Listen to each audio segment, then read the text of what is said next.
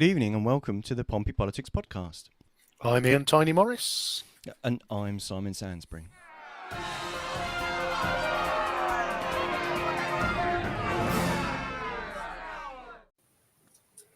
Well, good evening if you're listening along live. If you're obviously listening to us on a podcast, I have no idea what the time is, but we are back this week with a veritable smorgasbord of topics for us to kick about. As you know, we tend to focus on the local, but we're not afraid sometimes to jump into national issues. And in the last couple of weeks, I think it would be fair to say, Simon, there has been plenty. They say a week is a long time in politics, and for some it probably goes on about 13 days. Yes, there's been a lot of things happening over the last week or so. So what are we going to tackle first then, mate? We've got a smorgasbord to look at. We've got a bit of Truss, Anderson, Galloway, and a bit of Hoyle. Yes, Truss, Anderson, Galloway and Hoyle, a very disreputable firm of accountants, if ever there were some. But we'll go all the way back to the 22nd of February and a right royal row that broke out in Parliament. And this was one of those things where, some accuse us of just talking nonsense, but genuinely there are times when we have to do a bit of research. So we dug into this for people who remember the row, or for those who don't. So effectively, periodically during Parliament, there is an opposition day where the opposition parties get to sort of table motions and debates. And back on Wednesday, the 22nd of February, it was the opposition day for the Scottish National Party. And they have been very vocal in terms of looking to debate the state of Gaza and Israel, and they tabled a motion calling for an immediate ceasefire. Now, this is something that they did back in November, and at that point, 56, I think, Labour MPs rebelled and voted for the SNP motion. So that's the kind of background. Now, in terms of the sort of procedure, is that because it's the SNP's day, the SNP motion gets debated. Usually there are amendments put in by the opposition parties. So Labour put in an amendment, the Conservatives put in an amendment, as you know, is there to keep order and ensure that those processes are followed. Now sorry, Ian, just to interrupt you. So your camera's frozen. Oh, with you in a that's better. There we go.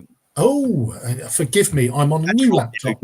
Just good folk. I hadn't realised that when it goes, the laptop had gone dark. It had gone into sleep mode, and it would appear the camera stops working. So, right, we're back on. We've got to the point where, so we're there. So Lindsay Hoyle, the Speaker of the House, should have allowed a vote first on the SNP motion. Now, instead, he allowed a vote on the Labour amendment. Mm-hmm. Now, at this point, all hell broke loose. So the SNP walked out, the Conservatives exited stage left, and all that were left in the chamber was the Labour, who spoke a bit about their own amendment. There was a vote, and the amendment passed because, well, there was nobody else left there. And at that point, that effectively killed off the SNP's motion because the amendment had passed. Now, there was all sorts of recriminations and finger pointing. And yeah, it was all a bit of a debacle. So how was the decision arrived at then to allow more than one amendment? Because isn't the usual practice only one amendment is allowed to that? Is it an early day motion? Is that So in this case, I think the Labour amendment was put in first, but it all starts to get a bit murky. And whilst I've done my research, there are things in there. So effectively, Lindsay Hoyle apologised the next day to the House and said that his thinking, or the reason why he allowed the Labour motion to be, or the Labour amendment to be voted on, was because he had been briefed that he feared for the safety of MPs. Now, again, I did some sort of understanding, because, as you know yourself, Simon, that the whole Israel-Gaza situation is highly charged at the moment, and there are very loud voices on both sides who are kind of, understandably, it's an awful humanitarian situation, but yeah, it appears that the fear, or I tried to do some digging around on the fear. So I looked at two different sources, because I'm a balanced man. And according to The Guardian, the fear is of far-right extremists who are pro-Israel, effectively going after MPs who are not fully behind Israel. And the I think it was the Times of Israel, who basically took, as you might expect, the extremists on the pro-Hamas side of the equation were looking to intimidate British MPs who showed any support for Israel. So a fairly dark day with lots of incrimination. And so Lindsay, whilst he apologised to the House for failing to follow procedure and offered the SNP, I think, the earliest using an emergency motion to get their proposal back in front of the House, it didn't quell anybody down. And he was very clear that whilst he apologised for not following process, he was never going to apologise for trying to keep MPs safe. Yeah, there's lots to unpack there, isn't there? There's the story about the process, and about what is or isn't convention, and how much that becomes a rule or not. And then indeed convention, I guess, is just something that's convention until it becomes not convention. And you set a different precedence. But with the whole kind of the whole angle of MP, essentially is his thinking MPs won't be able to vote the way that they want to vote because of them receiving threats from whoever or whatever group those people might be. Those people issuing those threats might be saying that they support. If that's the thing, then is there not? Do we have to publish the vote? Yeah, and I guess for full transparency in the way the House of Commons work is there's the website I think it's called They Work For Us. Yeah. And obviously every vote is recorded in the House of Parliament. And yes, so there is that, and I guess that takes away one of the tenets of democracy in terms of which way does your MP vote. I mean, it does potentially open the door for people voting with their conscience rather than along party lines. But there was a lot of sort of, whilst Sir Lindsay Hoyle was very kind of open in his explanation, the recriminations continued. I think Sir Keir Starmer was accused that Labour had put undue pressure on Sir Lindsay Hoyle, and whilst he denied very clearly doing that himself, he didn't answer the direct question in terms of, did any of your MPs vote for it? And he then accused the SNP of just seeking to divide the Labour Party. And the reason behind that is that the SNP motion basically accused Israel of collective punishment, whereas the Labour motion was, shall we say, more diplomatically worded, that it very clearly called for a humanitarian ceasefire, but did acknowledge Israel's right to defend itself if Hamas continued to use violence. So that was the kind of background. Sir Penny Mordaunt, I've misgendered her and gone ahead. Penny is the leader of the House. Yeah. Oh, have I frozen again? Sorry. I need to do something with this new laptop. My apologies. Yep. I will try and not to Just because it's Windows, it doesn't mean you throw it out of one. Exactly. So yes, Penny Mordaunt was very supportive of Lindsay Hoyle, as was Ed Davey, and effectively, there are, I think, around 60 MPs who have, written expressing no confidence, principally from the SNP and the Conservatives. But again, the other little rabbit hole that I went down is there is virtually no way to replace the Speaker. So, there were calls on Sir Lindsay Hoyle to resign. There were others that said, no, he was just trying to do the right thing. And so, yeah, it was a bit of an indelicate day in Parliament. And yeah, it was one of those things where what should have been relatively straightforward, in that I think most parties now are in alignment that there needs to be a humanitarian ceasefire. It all ended up in a bit of a weeing contest, which is a shame, because I mean, aside from sadly, I don't know that a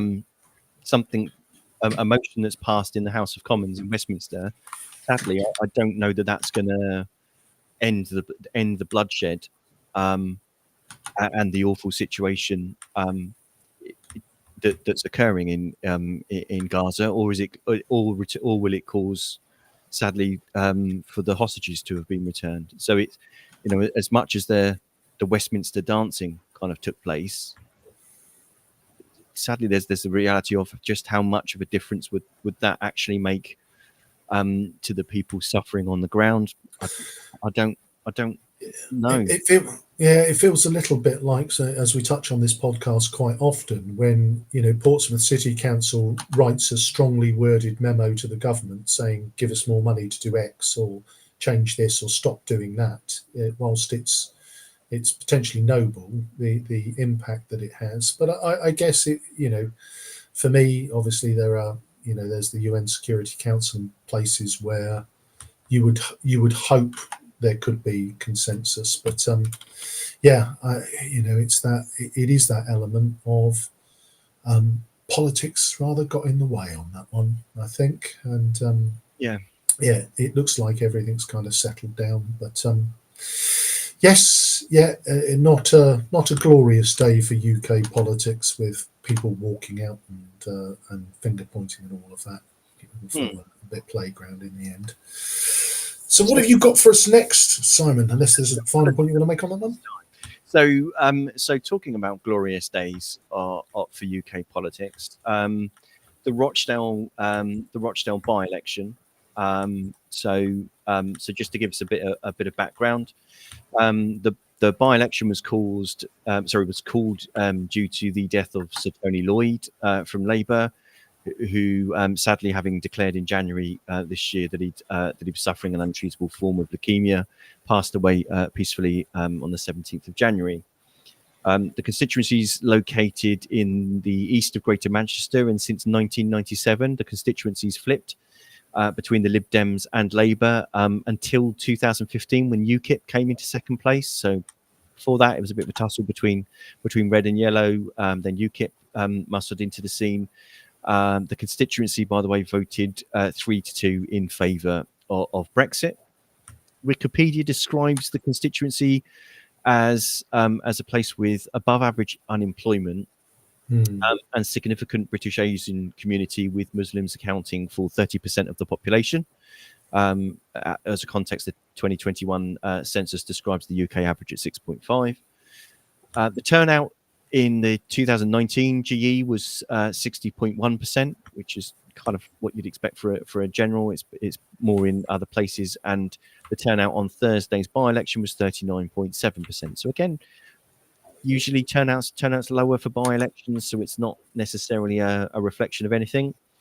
One of the candidates, and there were 11 if memory serves, was Azhar Ali, who appeared on the ballot representing Labour, but was since suspended by the party after close of nominations. So Labour weren't able to replace Ali on the ballot because a recording that had been obtained by the Daily Mail was released, in which Ali suggested Israel had allowed the attacks of October the 7th to go ahead. Once released, though, Ali had apologised and retracted his comments. However, further comments came to light, and the Labour and the party withdrew their support on February 12th, which again was still within the election period, so they wouldn't have had an opportunity to actually stand another candidate. And indeed, there's nothing, because of how electoral law works. Once the nominations are closed, you can't change the names of the candidates or the parties they're attributed to. So he would have still appeared on the ballot as a Labour candidate. But if he had been elected, he would have sat in Parliament as an independent MP. George Galloway, in case you had missed the news, managed to win. Now, he himself was expelled from the Labour Party in 2003 after 16 years for bringing the party in disrepute. He won 39.7% of the vote on Thursday, and I've got a bit of his acceptance speech, which we can play in a second. Second place was local businessman David Tully, who was 21.3% of the vote, one of four independent candidates, with the Conservative candidate Paul Ellison returning 12%. Ali came in at fourth at 7.7%. Lib Dems fifth with 7%. I've done those numbers the wrong way around. And Reform sixth with 6.3%. I seem to have missed out sixth somehow. What have I done there? Who can say? But I think there's some really interesting things to unpack in there. Just before we get into George Galloway in depth, and interesting for me in terms of, you look at those things. George Galloway won, Independent 2. Does that sound to you a little bit like none of the above? Probably. I mean, yeah. I mean, you've got to bear in mind that anybody voting in that election knows that there's going to be another election within a year, and therefore whoever it is that's going to be elected might not necessarily be around for long. So perhaps those were protest votes. I mean, Keir Starmer said to the BBC that Galloway had only won because Labour didn't stand a candidate. He also apologised to the voters in Rochdale for withdrawing their candidate, but went on to say that he still felt that was the right thing to do in the circumstances. But at the GE, they'll stand a unifying first class candidate for the voters in Rochdale. So who knows what significance Thursday has? Lots of people seem to be taking lots of different meaning from it.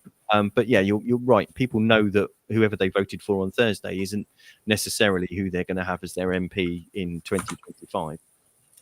Well, the other thing that I am going to say out loud, which I think we can say is a truism, that is an absolutely terrible night for Reform. Who were looking at 10 and 12%, or perhaps even more in some of those recent by-elections. And you would have thought Rochdale, with a 60% Leave and UKIP second as you said, second in 2015, you would have thought that would have been bread and butter for Reform without a strong Labour presence. And 6%? It wasn't their greatest night, but they still came. I mean, it was a very crowded board. They still came middle of the table, if you like. Yeah, but they were the lowest of the parties who get to keep their deposit back. Yeah, but I guess there's that piece, when the official Labour, non-Labour candidate, the Conservative, the Lib Dem, and Reform, who all appear to have been ignored. I think Reform would have been hoping for much more from that vote.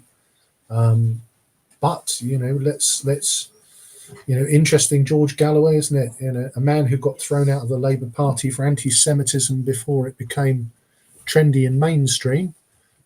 I joke, but there is an element of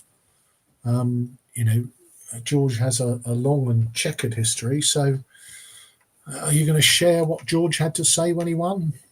Yeah, so here's a bit of his acceptance speech. clipped out that. So he was at one point interrupted by a climate protester, and there was some orange confetti kind of sprayed in his direction. But I've clipped those bits out. So let's hear what he had to say. Mr. Starmer, this is for Gaza. You have paid and you will pay a high price for the role that you have played in enabling, encouraging and covering for the catastrophe presently going on in occupied Palestine in the Gaza Strip. Rochdale Town Councillors, I put you on notice now that I hope to put together a grand alliance. He went on to talk more about how he hoped to form this grand alliance of the parties and clean the town hall clock. I think that's a metaphor. I don't think it actually meant that he was getting involved in maintenance. Basically to get rid of the existing councillors because they all had to go. So it's an interesting kind of it's an interesting angle in the sense of everyone else is rubbish. We're the only ones that can sort this out, which might work, I guess, in some situations, and others have tried, but I don't know. It's uncharacteristic of him to be shy about it. So we shall see what else there is to come from Mr. Galloway, and indeed how quickly it is before something happens in the House of Commons that means that he's censored in some way for saying something in the chamber. That's probably No, I think that's a fair comment. So I think it's a really worrying development for me. I see George Galloway as an extremist, and for me, we talked about it on this podcast many times about proportional representation and if that's the views of the people, and the people of Rochdale have spoken. But when the people of Rochdale speak and elect an extremist, I think that's quite a worry for me in terms of UK politics, because we're looking at division, aren't we, at the moment? There's a lot of division, there's a lot of polarisation, aggression. We spoke about threats of violence against MPs, and just a week later Rochdale elects an extremist. I think that's a worry. I think if this was a trend, if this wasn't an aberration in the numbers, because it's a by-election and the candidate that you would have or the party that you'd have expected to win weren't able to actually field a candidate because of how our electoral laws work. I don't know that it means as much as some people are trying to say that it does. But if you don't give, if the local electorate don't feel that they're being listened to or feel that they're being taken for granted, then to be honest, that's fertile ground for people that want to come and make a case for. They will be the people that will listen to the local electorate and will do whatever they need to do. It's not exactly a new campaign tactic of saying everyone else is rubbish. We're the only ones that are listening to you. We're the only ones that care about you. All of the others are taking you for granted. And like you say, is this a protest vote? Is this we don't know, because at the end of the day, what people in Rochdale did was put an X in a box. They didn't tell us why or what they thought, or whether indeed that they thought that those things were, the things that George Galloway was talking about in his acceptance speech were important things to the residents of Rochdale. He's obviously making a campaign, and we'll see what happens. What comes next as time goes on. But he was subsequently interviewed by Sky News and said to them that he firmly believes that countries deserve a Labour Party or a party of Labour, and until the people of Rochdale vote, and until the Workers' Party was got their first MP elected in Rochdale, Britain didn't have one. Oh, yes, yeah. So Yep. it's I'm the true voice of the worker, or of the working man, or the worker. If you're able to, that's a shtick that can work in lots of communities that feel that they've been or and again taken for granted electorally. So we shall see.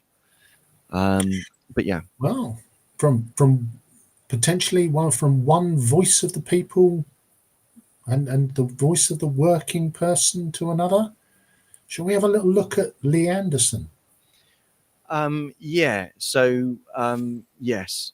So did you want to talk about him before we play because we've got just to give context to what we're talking about and what everyone's responding to.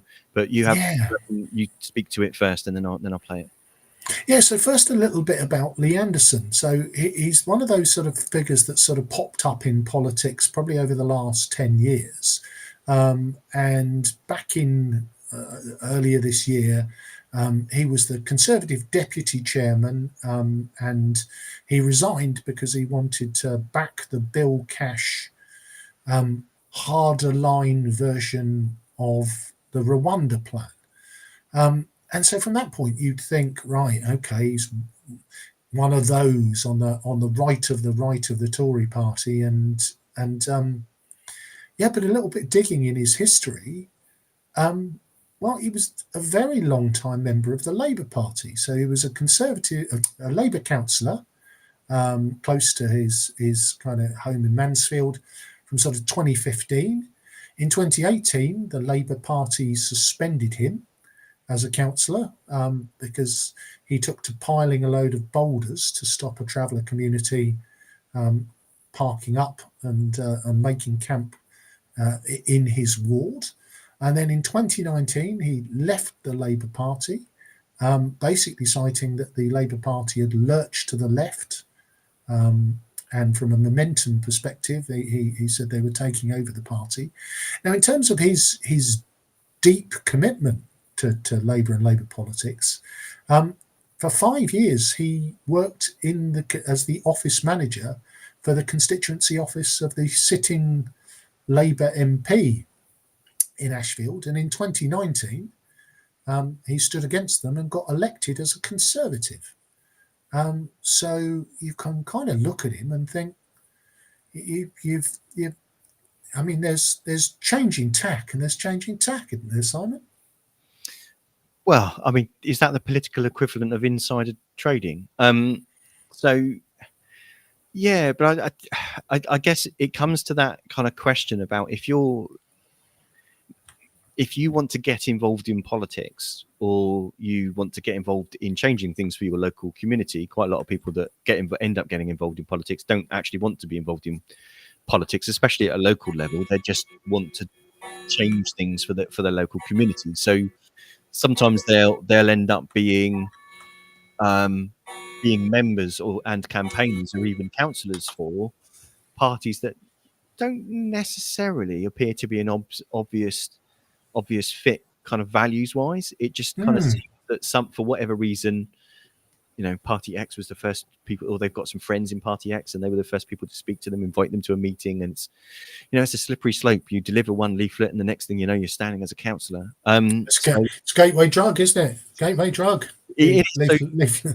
So and he's certainly not the first or the last person to, as it were, cross the floor. No, lots of politicians locally have done that, and some of them actually more than once. And probably the UK's most famous Prime Minister did it twice. So yeah, and I think there's something for me that's like, in 2018 you're a Labour councillor, and by by 2023 you're deputy chairman of the Conservative Party. It's I take your point about crossing the floor in local politics, because perhaps the team to the left or the right of you are slightly nicer folk, but it is quite a leap. A little bit more about the Anderson controversy has followed him around. I mentioned his impromptu traveller blockade. He also was called out during that 2019 campaign where Channel 4 were doing a bit of filming, and he was caught on microphone saying, well, you can know that I'm the Conservative candidate, but it's important that they don't know that we're friends. Yes. Then went and knocked the door, and it was like, oh, hello, aren't you the Conservative council, the Conservative candidate for this ward? Yes, I am. So, yeah. So there was that, and again, he was investigated fairly soon after that. Sorry, hang on. Are you trying to tell me there's an element of staging in political media? You'd hope not, Simon, but this one he was rather caught red-handed. He was then investigated by the Tory party for anti-Semitism because of liking a Facebook group that was notoriously frequented by Stephen Yaxley Lennon, the knob known as Tommy Robinson. The outcome of that was never made public, but he did go and do some awareness training. So yeah, he's got this long history of what many people would consider appalling ways of talking and appalling ways of behaving, and others would say, well, he's a good, honest, plain-speaking northern man, which is how he tends to portray himself. So, should we have a listen to the man himself and see what his latest outburst was that got him into hot water? Yeah, so this is a clip of him. So he was in an interview on GB News. So this is an excerpt from that interview. We've got a very cowardly Khan running London. He seems to be letting the not only the Jewish population down, but the whole population of London and Britain as a whole. And I heard the comments earlier you was making about Suella. Some of the comments she made earlier this week, and I don't actually believe that these Islamists have got control of our country. But what I do believe is they've got control of Khan, and they've got control of London, and they've got control of Storm as well. I don't know if you heard all of that, because it didn't come out right my end. Did you get it all? Oh no, it came through very clear. Yes, so he doesn't believe that the Islamists have got control of the country, but he does believe that they've got hold of Khan, of London, and of Starmer.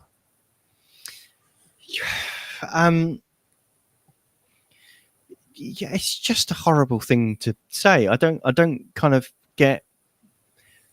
If you took out the word Islamist and replaced it with a descriptor for any other religious group, you wouldn't think to say, or sensible people wouldn't think to say it, and sensible people would distance themselves as quickly as possible from anybody that did. So, what happened after he did said it? What was kind of the next thing? I'm sure that Rishi weighed in and said this is an abhorrent thing to say, and basically showed him the door.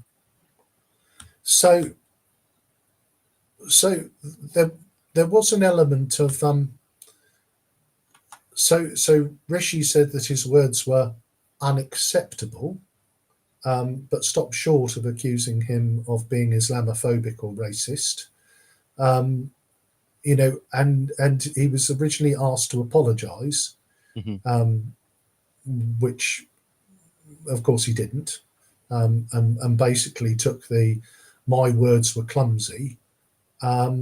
And so the whip has been withdrawn from him, and I think there will be an investigation kind of that follows. And I think, for me,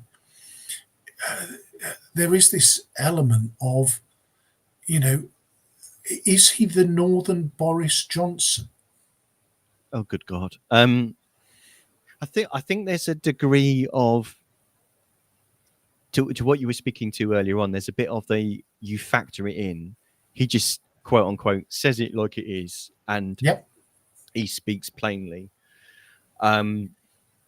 it's kind of used as a bit of a coverall and a bit of get out of jail free card. When you're making accusations like that, that's not I'm just saying it like it is. That's a that's a slur against a person because of the religious group that they happen to be a member of. Yep. And an accusation that's saying that. So I did find it kind of interesting the pin on which a succession of Conservative cabinet ministers then tried to dance on, saying it was wrong, but not saying why it was wrong, and not calling it out as either racist or Islamophobic. Was that the? So yeah, but we don't know why it's wrong, but it's just wrong. Yeah, and I think that's the piece, isn't it? It is that element of, and the reason why I sort of threw in the this sort of populism, it is something that it is concerning, and I again there's several other controversies, which is he basically said that any asylum seeker that didn't want to stay on the barge that was anchored off the coast of Dorset could F off back to France. There's just this whole long litany of, as you say, well, I just say it how it is. But I think there is much more of a worry, which is it is appealing to a slightly shady demographic, which isn't a worry. And interestingly, before this story broke, I think back in November, he was on record as saying that he had been offered a significant amount of money to join a political party that began with R. And I think that lovable rogue Nigel Farage, after this story broke, encouraged him to beat a path to reform where he would be most welcome. Yeah, I mean, the broad coalition that Boris Johnson managed to form by getting a load of Conservatives elected in red wall seats was always going to be next to impossible to maintain, because Boris Johnson, for all of the things that he was not very good at, and we don't have enough time to list them, one of the things he seemed to be very good at is convincing people that he was on their side, even when he was being very good at telling one group of people one thing and telling another group of people a completely different and contradictory thing, in order to get them on his side. So he managed to form this unwieldy coalition that delivered the result in 2019. That, again, might not have just been because of Boris Johnson, might just have been because the electorate were just completely pissed off with the stalemate in Westminster about delivering Brexit. And that was a house built on foundations of sand, wasn't it? It was always going to be the more you lurch to try to satisfy the values or concerns of someone like Lee Anderson, for every vote you pick up there, you lose probably another couple of votes in the shires, as it were, of, I don't want to say sensible people, but of more quote unquote mainstream Conservatives or traditional. Or more tolerant people, I think, would be the place where I would go with it. And I think, the fascinating addendum to these kind of three stories is obviously Rishi was on the steps of Downing Street on Friday making a sort of announcement, non-announcement, which, we can do in more depth. But I if I look at these three stories that we've put together in a trio, it does, for me, all three is a worrying trend towards polarization in politics, more extremist views, and that then potentially stimulating yet more extremism outside of our political system. I think, but I don't know that that's the cause or the symptom. I think to a degree, the irony in the irony that I found in the PM's speech was, have you not been paying attention to the things that your very own ministers, or indeed ex-ministers, or deputy chairman, or now ex-deputy chairman, have been saying? Are you if this is an interesting point at which for you to stick your stake in the ground and say, up with this I shall not put, but you have, and you've done very little to basically say to people in your own government, no, that's out of order, that's disgraceful, and bugger off, because you're not going to be speaking like that and saying inflammatory things like that. Sadly, there seem to be either votes within the party or votes outside of the party for people that believe those sorts of things and are happy to listen to them and lap them up. The other thing that disturbed me about the PM speech was I was expecting him with that litany of, these things are all awful and there's a steady descent into extremism, these things are not okay. I expected him to pivot to, and that's why I'm introducing new law, and he didn't do any of that. The most he did was say, police, we've got your back. That was me giving a thumbs up, by the way. But it was I just thought it was a nothing and nothing speech rather than a something and nothing speech. But I guess that's the unwieldy coalition that Sunak is trying to control. And I guess within his own party, everybody knows that the game's up and the next election is less than 10 months away. And unless something miraculous happens, they're not expecting to win it. So I guess they might be thinking, why the hell should I listen to this Sunak guy? Well, and I think that's where the challenge comes, doesn't it? Because it's that he's trying to throw red meat to the right of the party, in terms of George Galloway bad. We need to. This is, police. You need to sort that out, mate. Which is a little bit playing to the Lee Anderson narrative, while at the same time, as you point out rightly, failing to recognise that, Lee Anderson was taking the, I think Suella's gone a bit over the top in terms of her article. You just look at it and think, well, again, whilst I've never been a Rishi fan, he just looks, and the small boy that never should have been allowed to look after. So, yeah, that kind of rounds out those three. So we need to come away from extremism and really weak prime ministers. What have we got as our dessert course?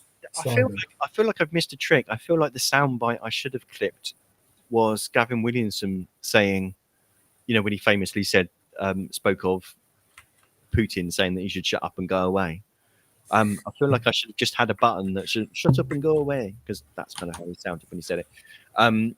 But here's another person that perhaps Sunak might be hoping would just stop talking and go away. I mean, they were quite far away, but yes, Liz Truss at Liz Truss, CPAC, the Conservative Political Action. It sounds very excited. The Conservative Political Action Conference, founded in, yes, you've got your Liz for leader. Liz for leader is a bin, which is strangely pathetic. Does it hold a whole lettuce? Yeah, you probably could get one in there. Not a big lettuce. It's not a sort of full iceberg, but a Remain or a cos. Yeah, I think you get that comfortably in there. Don't say Remain. Sorry, triggering. Right, Liz Truss, what's she been up to?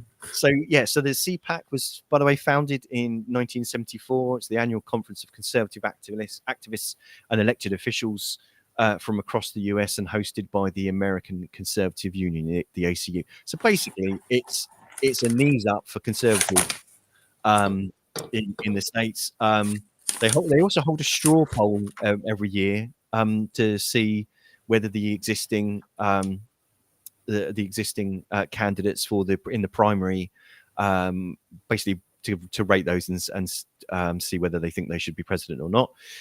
But yeah, here's a clip of Liz Truss being interviewed by Steve Bannon, she was asked to give her thoughts on who was behind her being removed from office, and this was as covered on The Real American Voice. I wanted to cut taxes. I wanted to cut the size of the administrative state, and those people didn't like it. The economic establishment in Britain wanted to keep things the way they were, and they did. They got me. Was it The Economist that got you? Was it the Financial Times of London? Are these the people we got? This is the party at the City of London. Are they the ones that run the deal over there? These are the friends of the bureaucratic establishment.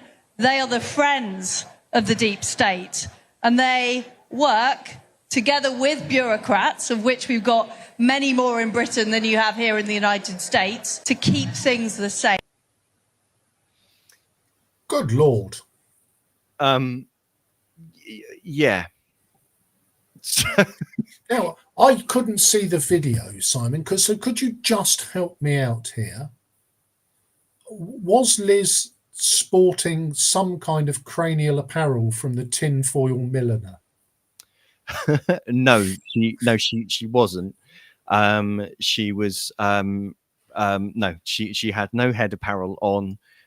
She was just at a well, not a podium, but behind kind of some sort of stand with Steve Bannon, and there was someone else off to their left, which I gather most people. Well, I don't think there was anybody to their right, was there? Lord. Yes. I mean, there was. I mean, she did go on to talk about how, and I don't quite know what it means, that that basically we needed to get a bigger bazooka.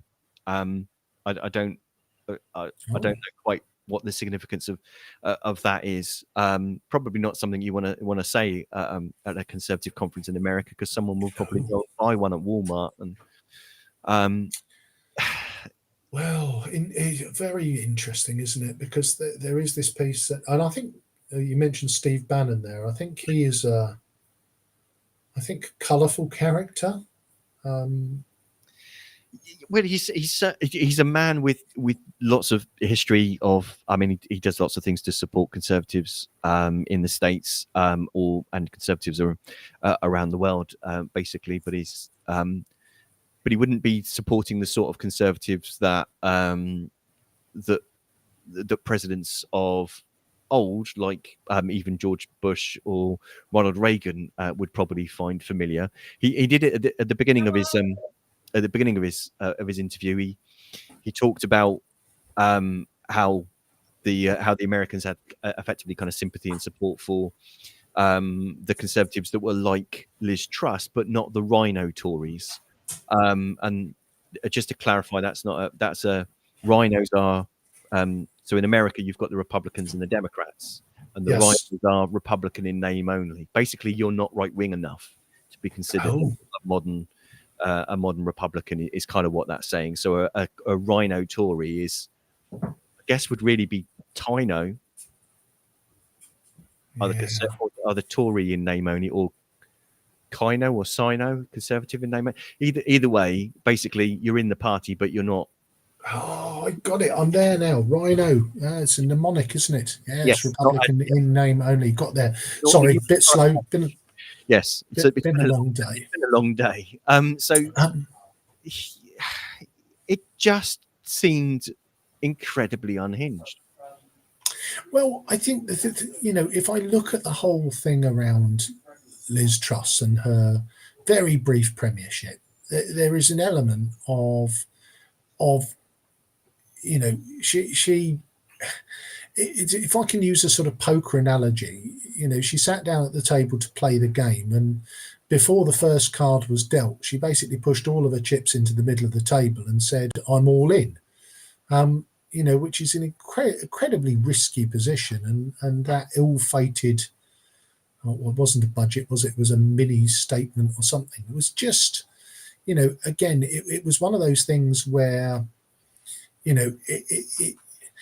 for me, it was the right-wing equivalent of the kind of left-wing equivalent is the thing called modern monetary theory, which basically says if you've got a sovereign currency, nobody ever needs to be poor because you just print enough money, to ensure that everybody's wealthy. Which there have been attempts to do that in Zimbabwe and Venezuela, and it didn't end well. Somewhere in the house, I've got a $10 million Zimbabwean dollar note, which I think is worth about £4. I think there is an element of, Liz was always destined to failure, and I guess if you blame the deep state, it's easier to do that than stand on a podium and say, yeah, I was a complete arse, I got that wrong. Well, I mean, of course, the Financial Times and the City of London, the stock exchange, those well-known Marxists, famed for it. Yeah, that. When they're not swilling champagne with John McDonnell, they're finding ways to get rid of the next Conservative leader. Just in case anyone misses that, that's sarcasm. But I don't know. I think I just get the idea that it's like Richard Nixon being worried that people are going to forget him. Yeah. Or Liz, people aren't going to forget you. Yeah, probably not. Yeah, but you're probably not going to be remembered in the way that you want to. Yes. But there is an element of there is no way back from that. Because I guess am I perhaps treading in a never say never way? Again, this is where sometimes, despite the fact we both enjoy looking at politics and we try and understand the way it ticks. If we look at our friends across the pond, Donald Trump has won every single primary and is virtually now home and hosed to be the next presidential candidate for the Republicans. And Joe Biden, who for me looks and sounds frail, is going to be the candidate for the Democrats. And I can't work out how a political system asks you to choose between those two. There's got to be no way back from Donald after inviting people to storm whatever it was he asked them to storm. It's like, you've crossed a line there, son. You're never coming back from that. But smart person wouldn't back against him, would they? No. And unless someone changes, is it the 25th Amendment? Unless someone changes the 25th Amendment, if he does get re-elected as the president, he can't stand again unless they change the 25th Amendment. Yeah. Well, I guess our summary, how would we summarize this week's episode? Bit of a worry, lots of extremism all over the shop.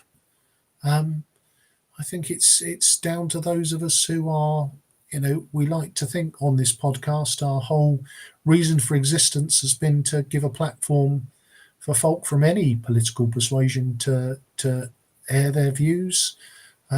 We've been brave enough to delve into the world of some fairly extreme views this week, but hopefully going forward we will bring you much more sensible and moderate folk than the topics we've covered this evening. Yeah, I hope so. I hope there's a bit more of being the change you want to see rather than indulging in a bit of massive amounts of hypocrisy and whataboutery. Let's that is a risk. Or the other side of that, Simon, is that the deep state will be after us, and we'll have to broadcast in tinfoil hats like Liz there. I don't know what that'll do for the Wi-Fi signal. No, possibly not. So, in the absence of tinfoil hats, you've been listening to the Pompey Politics Podcast. I've been Ian Tiny Morris. And I've been Simon Sainsbury. Do join us next time. Make sure to like, follow, or subscribe to us wherever you see us. If you're seeing us on Facebook, please do follow the page and make sure you click to get your notifications. If you subscribe to us on YouTube, do likewise tick that bell to make sure you get your notifications when we're going live. And we'll see you next time. You've been listening to the Pompey Politics Podcast.